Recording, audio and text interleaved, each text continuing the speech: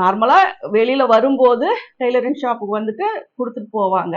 அந்த மாதிரி பிளானிங்கில் தான் வருவாங்களே ஒழிய நம்ம சுடிதார் தைக்க போகிறோம் அதனால் சுடிதார் போட்டுட்டு போகிறோம், ப்ளவுஸ் தைக்க போகிறோம் அதனால் ப்ளவுஸ் போட்டு போகணும், இந்த மாதிரி திக்காக காட்டன் சாரீ கட்டிட்டு போனால் மெஷர்மெண்ட்ஸில் வேரியேஷன் வரும் அதனால் நம்ம இந்த மாதிரி ட்ரெஸ் பண்ணிட்டு போகணும் அப்படிங்கிற ஒரு மைண்ட் செட்டில் எல்லாருமே வரமாட்டாங்க.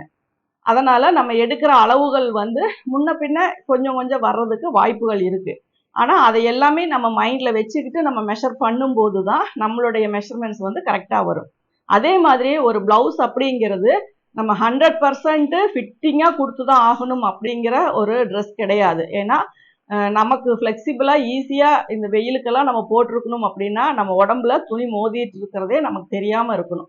அந்த மாதிரி ஃப்ரீயாக லைட் வெயிட்டாக சாஃப்டாக இருக்கிற மெட்டீரியல் கொஞ்சம் லூஸாக இருக்கணும், உடம்போட ஒட்டக்கூடாது, அந்த மாதிரி எல்லாம் இருந்தால் மட்டும்தான் கம்ஃபர்டபுளாக நம்ம வந்து போட்டிருக்க முடியும்.